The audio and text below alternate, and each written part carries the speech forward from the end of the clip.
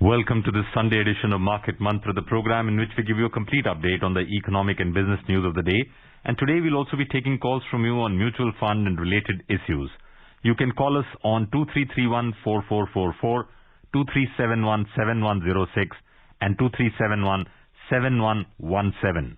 My name is V. Ravi Kumar and with me is my co-anchor in Hindi, Manoj Pathak. नमस्कार, market मंत्र के ताजा अंक में आपका स्वागत है। आज रविवार है और आज के दिन हमेशा की तरह हम खास तौर से म्यूचुअल फंड्स पर बातचीत करेंगे। यदि आप भी म्यूचुअल फंड से संबंधित पूछना चाहते हैं कोई सवाल तो डायल कीजिए 2331-4444, 2371-7106 या फिर 2371-7117। हमारे साथ खबरों पर चर्चा और आपके सवालों का जवाब देने के लिए ऑनलाइन आमंत्रित हैं म्यूचुअल फंड क्षेत्र के जाने माने विशेषज्ञ धीरेन्द्र कुमार। धीरेन्द्र जी नमस्कार, कार्यक्रम में आपका स्वागत है। धन्यवाद आपका। आइए शुरुआत करते हैं अंग्रेजी में हेडलाइन से, जिसे लेकर मौजूद हैं V Ravi Kumar. 9th tranche of the sovereign gold bond scheme to open for subscription tomorrow. Deposits in Janadhan bank accounts cross rupees 1,50,000 crore mark and foreign investors pump in nearly 2,000 crore rupees into the Indian capital markets in the first week of January. भारतीय reserve bank की स्वर्ण bond योजना 2021-22 की 9वीं किस्त कल से निवेश के लिए उपलब्ध होगी। पिछले वर्ष दिसंबर महीने में जनधन खाते में जमा राशि 1,50,000 करोड़ रुपए से ऊपर पहुंचे और विदेशी निवेशकों ने भारतीय पूंजी बाजार में इस वर्ष जनवरी के प्रथम सप्ताह में लगभग 2,000 करोड़ रुपए का निवेश किया।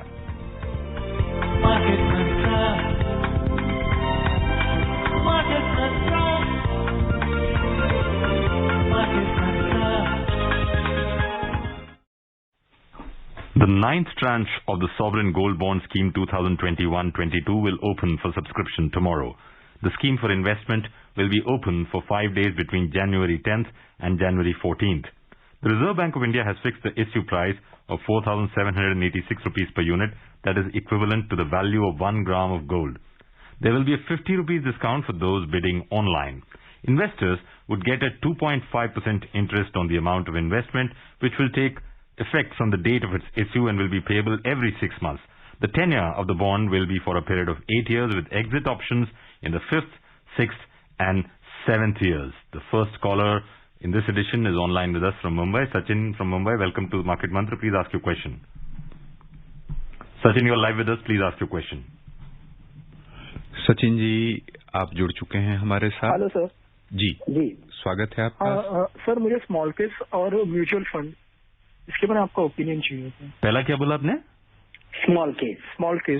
Okay. Thank you. Small case में आपको बहुत सारे लोगों का सुझाव मिलता है और उसके इन्वेस्ट कर पाते हैं, लेकिन स्मॉल केस में इन्वेस्ट करना आपके लिए ऐसा है जैसे आप खुद इन्वेस्ट कर रहे हैं, खुद स्टॉक में इन्वेस्ट कर रहे हैं और आपके लिए किसी का एडवाइस एम्बेडेड है। जब आप म्यूचुअल फंड में इन्वेस्ट करते हैं तो आप नियमित रूप से लगाते हैं, जो कि स्मॉल केस में भी संभव है।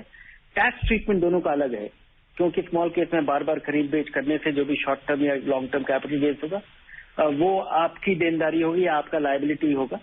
म्यूचुअल फंड में जब आप खरीदते हैं और जब तक बेचते हैं, अगर वो अवधि के आधार पे आपका टैक्स का ट्रीटमेंट होता है, तो अगर आप अभी से लगा रहे हैं और अपने रिटायरमेंट के समय पैसा निकालेंगे तो उस समय निकलने वाला सारा पैसा आपके मुनाफे पे जो उस समय जो टैक्स की दरें होंगी, लॉन्ग टर्म कैपिटल गेन्स लगेगा, वो लगेगा। स्मॉल केस में सारा ट्रांजैक्शन पे का टैक्स इम्प्लीकेशन आपका है।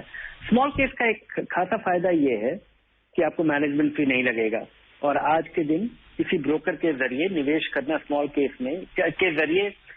के जरिए किसी ब्रोकर का निवेश करना, और बहुत सारे ब्रोकर आज उपलब्ध है जो आपको बिना किसी ब्रोकरेज के आपको निवेश करने की सुविधा प्रदान करते हैं। लेकिन लंबा track record, accountability, tighter regulations, regulatory oversight, ये चीजें काफी मटीरियल अगर आपके लिए है तो म्यूचुअल फंड आपके लिए काफी सुविधाजनक होगा।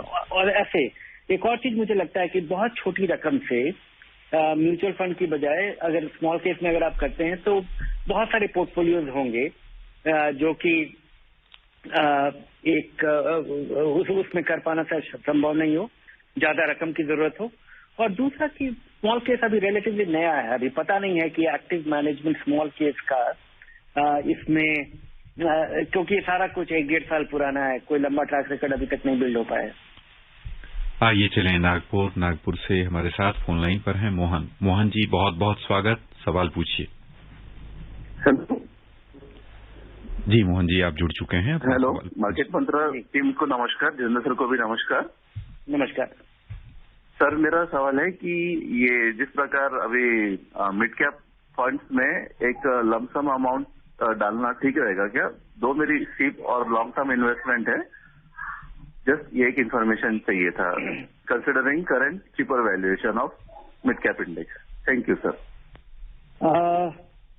नहीं, मेरी हमेशा सलाह होती है कि बाजार को टाइम करना बड़ा मुश्किल है और स्मॉल कैप में कोई ऐसा कोई डिसेलरेशन नहीं देखा गया। अगर आप इसको इस तरह से देखें कि पिछले 1 महीने में स्मॉल कैप मिड कैप की क्या स्थिति रही है, तो अभी भी मिड कैप फंड्स करीब पिछले महीने 3% बढ़े हैं।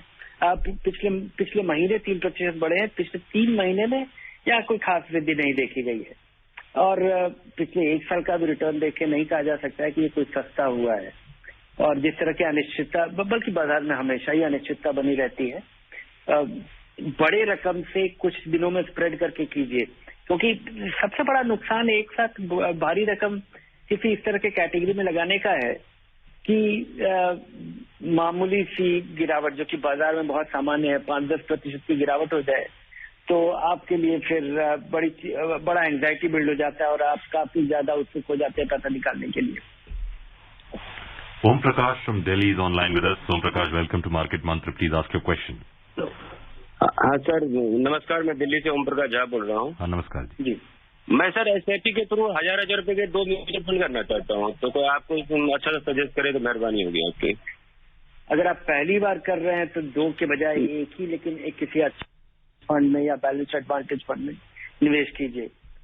शुरुआती निवेशक के लिए और कम रकम से कर रहे हैं तो बाजार में भरोसा बनाना मुझे लगता है बड़ा जरूरी है लंबे समय तक बने रहने के लिए। तो एक अच्छा बैलेंस फंड या एक अच्छा बैलेंस एडवांटेज फंड इससे अपनी शुरुआत करें। आइए चलें भिलाई से हमारे साथ हैं फोन लाइन पर रवि जी, स्वागत, सवाल पूछें। हाँ, गुड इवनिंग मार्केट मंत्रा। मेरा एक सवाल है और एक सजेशन है। सवाल ये है कि अभी जो बीएसई का 60,000 या एनएसई का 17,000 18,000 जो भी है उसमें जो है एफआईआई, एफडीआई और रिटेल का मिक्स का परसेंटेज यदि बता सकें तो वो एक क्वेश्चन था। और सजेशन ये है कि हम सब कॉल करते हैं तो after very very long trial जो है हमको जो है नंबर लगता है और कई बार ऐसा होता है कि लग तो गया, रिंग भी जा रही लेकिन उठ नहीं पाया। तो क्योंकि ये डिजिटाइज्ड एनवायरनमेंट है, आपके पास जरूर रिकॉर्ड होता होगा। Can there be a plan कि जिसमें आप कॉल बैक करें या फिर कम से कम उनको एक ऑप्शन दें कि वो जो है बाद में उनका कॉल को जो है रेस्पेक्ट करके जो है उनकी क्वेश्चंस को हम इनकॉर्पोरेट कर सकें। ये मेरा सजेशन है और हम्बल रिक्वेस्ट है कि इसको कैसे भी करके आप इनकॉर्पोरेट करें अपने प्रोग्राम में। थैंक्स।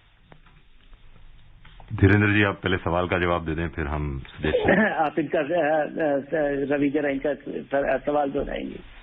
ये कह रहे हैं कि बीएसई 60,000 के करीब है, निफ्टी 17-18,000 के करीब है। इसमें एफआईआई, डोमेस्टिक इंस्टीट्यूशनल इन्वेस्टर और रिटेल का क्या हिस्सेदारी है आज की तारीख में? 2 महीने पहले तक करीब करीब बराबरी की हिस्सेदारी थी, बल्कि एफआईआई की हिस्सेदारी थोड़ी कम थी। लेकिन ये हम इंक्रीमेंटल इन्वेस्टमेंट की बात कर रहे हैं।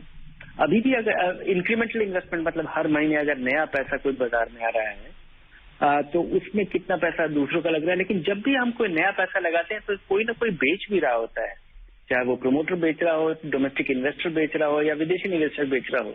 अगर हम कंपनियों के ओनरशिप पैटर्न को देखें तो विदेशी निवेशकों की अभी भी भारतीय बाजार में प्रोमोटर्स की हिस्सेदारी करीब करीब 52-54% है।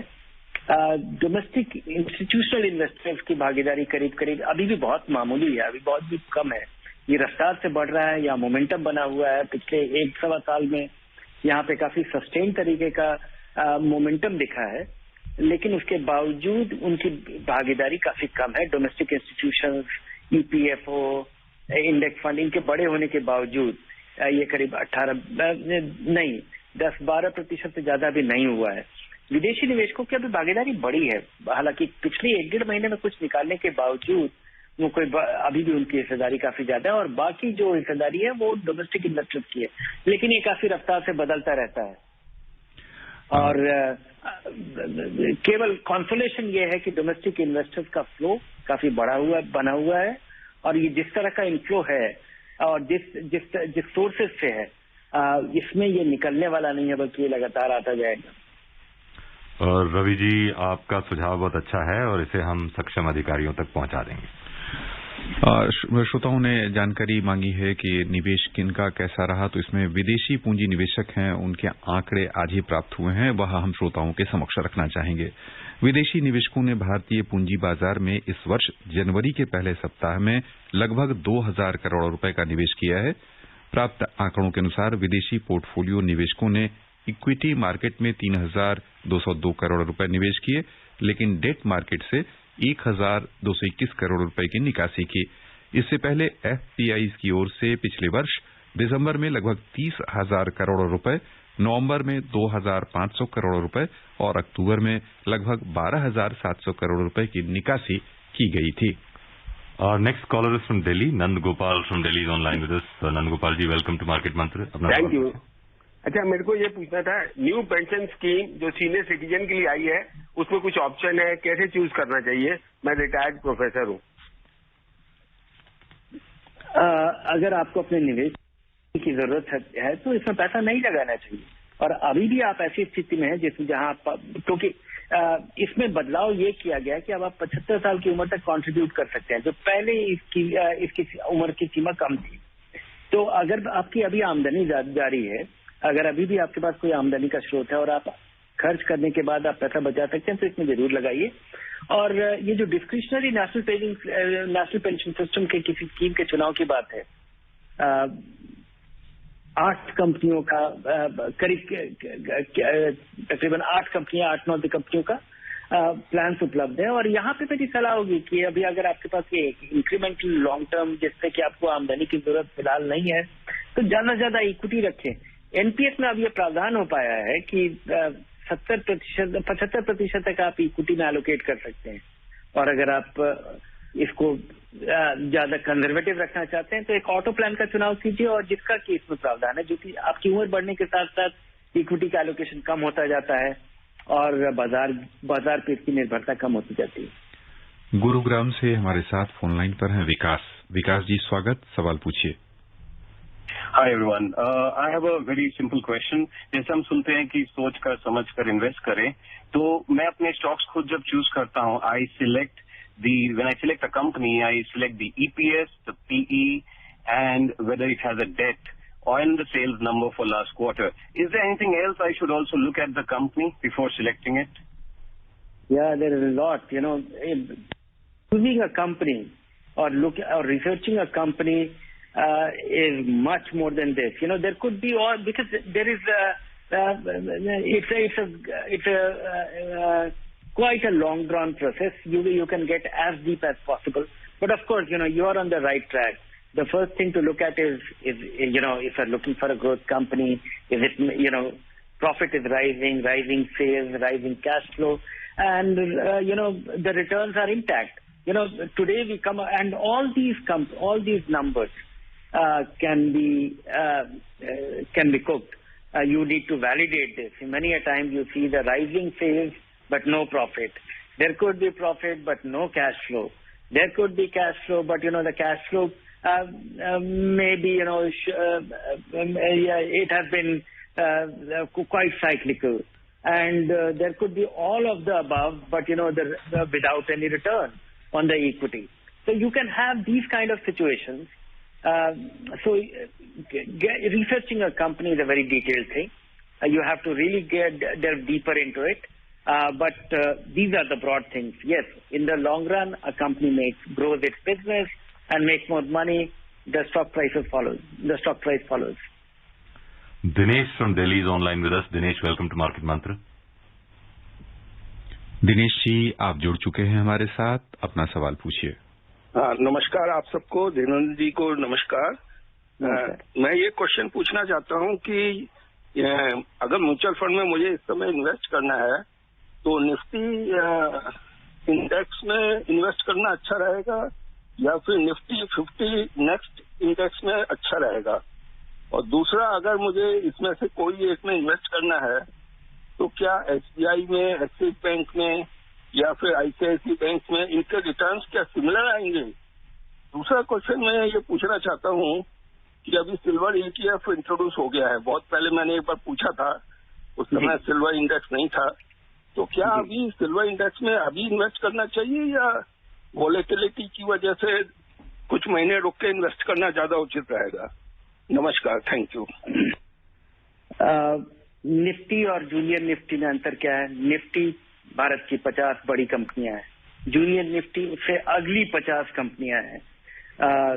जो अगली 50 कंपनियां हैं वो रिलेटिवली ज्यादा वृद्धि दर उन्होंने दिखाया है, वो रिलेटिवली ज्यादा रफ्तार से बढ़ी हैं। बढ़ी है मतलब स्टॉक प्राइस नहीं, कंपनियों का जो अर्निंग्स है, कंपनियों का जो सेल्स है या उनका जो स्केल है वो ज्यादा रफ्तार से बढ़ पाया। और वो अंडरस्टैंडेबल है कि एक छोटे बेस पे कंपनियों के लिए बढ़ना ज्यादा आसान होता है। मुझे लगता है कि अगर आप इंडेक्स फंड में निवेश करना चाहते हैं, दोनों में आधा आधा पैसा लगाना चाहिए। दूसरा सवाल कि तीनों में से किसके फंड में पैसा लगाना चाहिए, एक्सिस में या एसबीआई में या आईसीआईसीआई के या एचडीएफसी के, इन कंपनियों में ये इंडेक्स में कोई अंतर नहीं है। केवल आप देखें कि इंडेक्स फंड में जब आप निवेश करते हैं तो एक्सपेंस सबसे कम किसका है उसमें लगाएं। और उसके अलावा क्योंकि इंडेक्स फंड में एक फंड कंपनी दूसरी फंड कंपनी से कोई बहुत भारी अंतर नहीं ला सकती है, तो खर्चे के आधार पर ही आप फंड का चुनाव करें। और खर्चे में भी बहुत अंतर नहीं होगा, लेकिन जो भी अंतर होगा उसके आधार पर ही आपको निवेश करना चाहिए।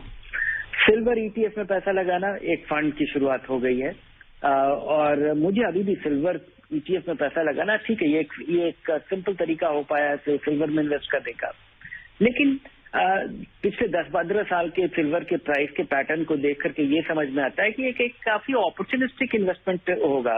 ये एक लॉन्ग टर्म इन्वेस्टमेंट जिसमें कि आप पैसा लगा के भूल जाएं, या जिस तरह से हम सोने से अपने आप को रिलेट करते हैं, जहां पे भी काफी उतार चढ़ाव देखा गया है, तो सिल्वर में अभी पैसा लगाने का ये केवल स्पेशलिस्ट लोगों को पैसा लगाना चाहिए जिन्हें लगता है कि आज चांदी का सस्ता है और महंगा हो जाएगा, और महंगा होने के बाद आप बेच पाएंगे, क्योंकि यहाँ उतार चढ़ाव जिस रफ्तार से जिस तरह का साइक्लिकलिटी दिखा है उसमें इसी तरीके से निवेशक इसका फायदा उठा सकते हैं।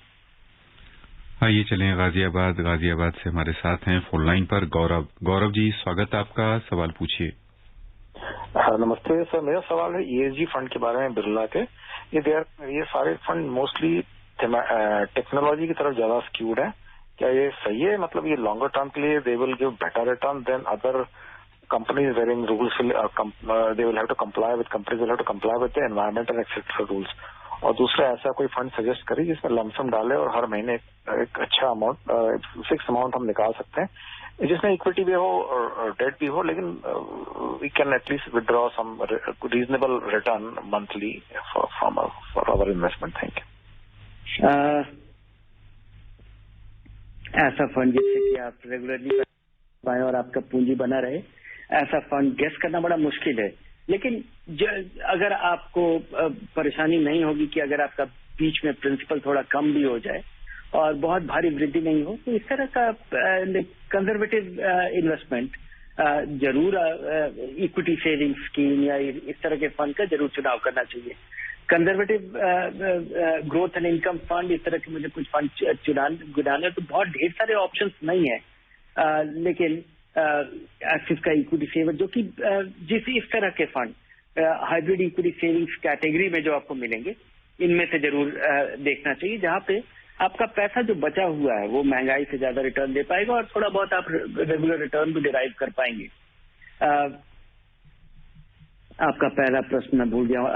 रवि, आपको ध्यान है इनका पहला प्रश्न? No, he was basically asking about ESG funds and the skew towards ESG tech. fund. Tech, he's saying, would it be able to give you returns? ESG के बारे में मेरी सोच यही है कि ये कभी काफी बड़ा रेज है, बहुत सारे फंड्स इसकी शुरुआत कर रहे हैं, और चूंकि कुछ सेक्टर्स में इनको पैसा नहीं लगाना है, जैसे पावर सेक्टर या कन्वेंशनल पावर सेक्टर या कन्वेंशनल जो इन्वायरमेंट के फ्रंट पे बहुत सारी कंपनियां डिबार हो जाती हैं, गवर्नेंस पे पुअर गवर्नेंस की वजह से कंपनियां एक्सक्लूड होती हैं, बड़ी कम दिख रही हैं भारत में, या उसका मुझे स्ट्रेट फ्रेमवर्क नहीं दिखता है। इस वजह से यहाँ पे टेक्नोलॉजी कंपनीज की भरमार दिखती है, क्योंकि इन कंपनियों को बोरो नहीं करना पड़ता है, और चूंकि ये कंपनियां ऐसी हैं बाय एंड लार्ज जहाँ पे एनर्जी कंजम्पशन काफी हद तक एडन है, तो इस वजह से ये दिखता है। और टेक्नोलॉजी कंपनियों में ग्रोथ का मोमेंटम भी है, ये एक परफॉर्मिंग सेक्टर भी रहा है पिछले 4-5 साल से, इस वजह से ये दिखता है, लेकिन ये समय के साथ बदल जाएगा। Ashish from Mumbai is online with us. Ashish, welcome to Market Mantra. मुझे जनरली से पूछना है, ये जो पैसिव फंड बोलते हैं इंडेक्स फंड को, तो इसका ऐसा फ्यूचर कैसा है? और ये डिस्ट्रीब्यूटर जो होते हैं जो म्यूचुअल फंड के, वो ऐसे इंडेक्स फंड को ज्यादा प्रमोट नहीं करते। जैसे मैं अपने डिस्ट्रीब्यूटर को पूछूंगा तो जो इंडेक्स फंड नहीं बोलता, वो बोलेगा लास्ट ईयर में डालेगा। ऐसा क्यों? और मुझे कुछ टॉप 3 ये इंडेक्स फंड बताइए। इंडेक्स का भविष्य पूरी तरह से इस बात पर निर्भर करता है कि हमारे यहाँ actively manage fund, asset fund, जिनको कि फंड मैनेजर मैनेज करते हैं और उनका एक्सपेंसेस ज्यादा होता है, वो एक्टिव मैनेजमेंट का प्रीमियम हमें दिखता है कि उन्हें मिलता है। वो कई सालों के इन्वेस्टमेंट पे क्या वो इंडेक्स को बीट कर पाते हैं? अगर बहुत सारे निवेशक, अगर उनको लगता है कि निवेश में आपको कोई खास फायदा नहीं होगा, या आपको लगता है कि आपके फंड किसी एक्टिव मैनेजर को जो आप ज्यादा एक्सपेंस देते हैं उसको देने का फायदा क्या है अगर वो किसी इंडेक्स फंड को नहीं बीट कर पाता है, क्योंकि इंडेक्स फंड का खर्चा हमेशा कम होता है। इस वजह से अगर आप कोई अच्छा फंड चुनने में आप सक्षम नहीं है, अगर आपको लगता है कि आपने पैसे कई बार लगाए और उसमें आपको इंडेक्स से ज्यादा रिटर्न नहीं मिलता है, और ये स्थिति बन भी रही है। बहुत सारे भारत में लार्ज कैप फंड्स हैं जो कि इंडेक्स फंड को नहीं बीट कर पा रहे हैं, क्योंकि इंडेक्स फंड का खर्चा कम है। अगर किसी एक्टिवली मैनेज्ड ग्रोथ फंड को अगर इंडेक्स को बीट करना हो, तो अगर 1% ज्यादा रिटर्न सालाना देगा तो वो इंडेक्स फंड की रिटर्न को मैच कर पाता है, क्योंकि उसका एक्सपेंस का इतना अंतर है। तो ऐसी स्थिति में मुझे लगता है कि जो निवेशक ये नहीं कर पाते उनको इंडेक्स फंड में लगाना चाहिए। लेकिन अभी भी मुझे लगता है कि 3 साल, 5 साल, 10 साल तक अगर किसी अच्छे फंड का आप चुनाव कर पाए तो इंडेक्स फंड से बेहतर रिटर्न की उम्मीद भारत में करनी चाहिए। इसलिए भी क्योंकि यहाँ पे जो स्मॉल कैप, मिड कैप, यहाँ पे बहुत वेल रिसर्च यूनिवर्स नहीं है, यहाँ पे फंड मैनेजर्स काफी सिग्निफिकेंट वैल्यू ऐड कर सकते हैं। इस वजह से एक्टिवली मैनेज फंड का शायद एक लिमिटेड फ्यूचर हो, लेकिन समय के साथ ये बदलता रहेगा। अगर भारत का बाजार बहुत ज्यादा इंस्टीट्यूशनलाइज हुआ, विदेशी निवेशक आएंगे और हमारा भारतीय बाजार भी बहुत इंस्टीट्यूशनलाइज होगा, तो ये उन कंपनियों को ढूंढना बड़ा मुश्किल होगा। वैसी स्थिति में इंडेक्स फंड का केस बड़ा मजबूत होता है। आपका डिस्ट्रीब्यूटर क्यों नहीं बेचता है? उन्हें इंडेक्स फंड में रिलेटिवली कम कमीशन मिलता होगा। उसके अलावा डिस्ट्रीब्यूटर को ये भी लगता होगा कि वो आपको अच्छा सलाह दे करके आपको ज्यादा बेहतर रिटर्न दिलाने की कोशिश कर रहे हैं, और उस वजह से कुछ एडवाइस का भी उनको प्रीमियम मिलेगा। अगर आपका डिस्ट्रीब्यूटर आपको कोई ऐसे फंड में पैसा लगवाता है जहाँ पे आपको इंडेक्स फंड से ज्यादा रिटर्न मिलेगा, तो उनके लिए, उनके प्रति आपकी लॉयल्टी बढ़ेगी। And would you recommend top 3 index funds for him?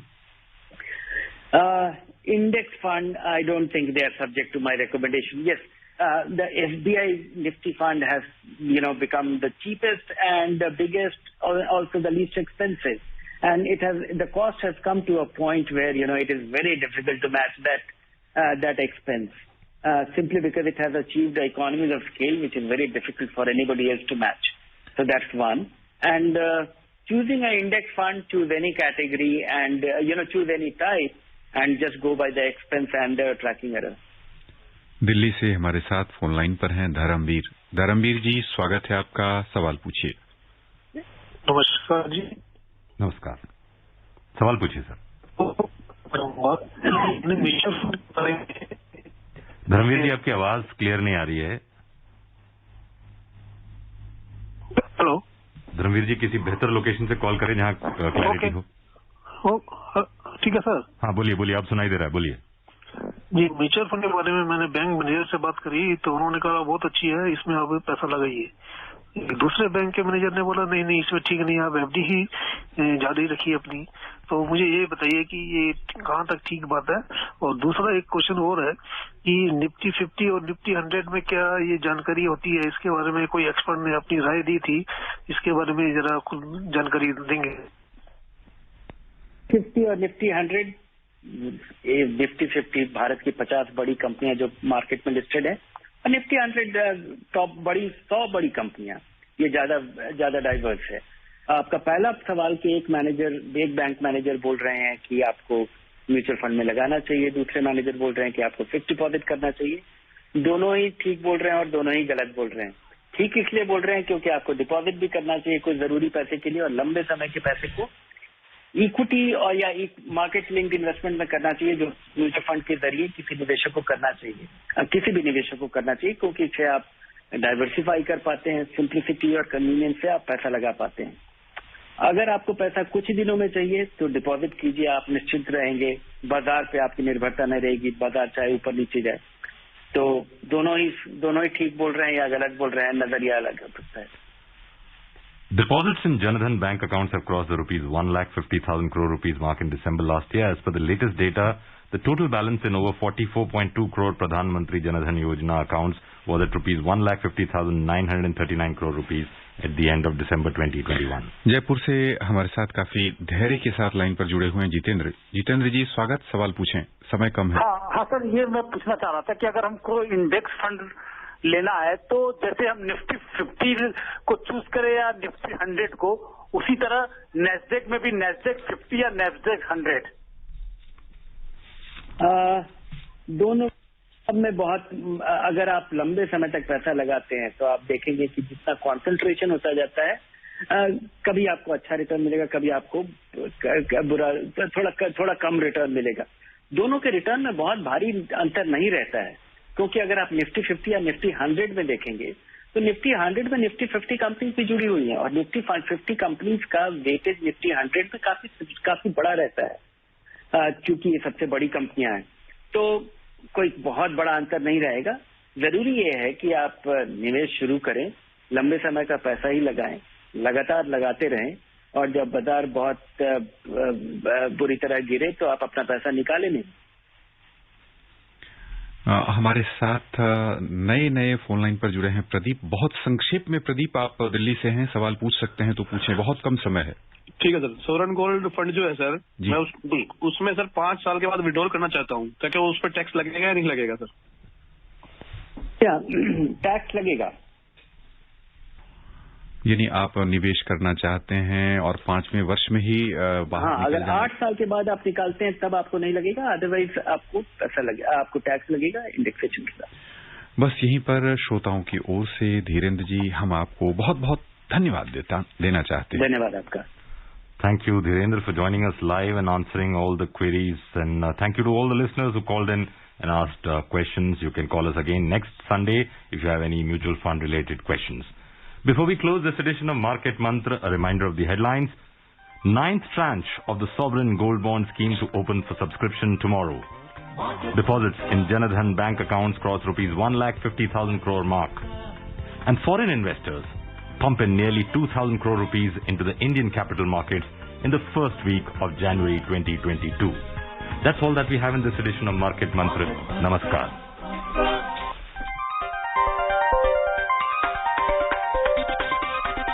Market Mantra.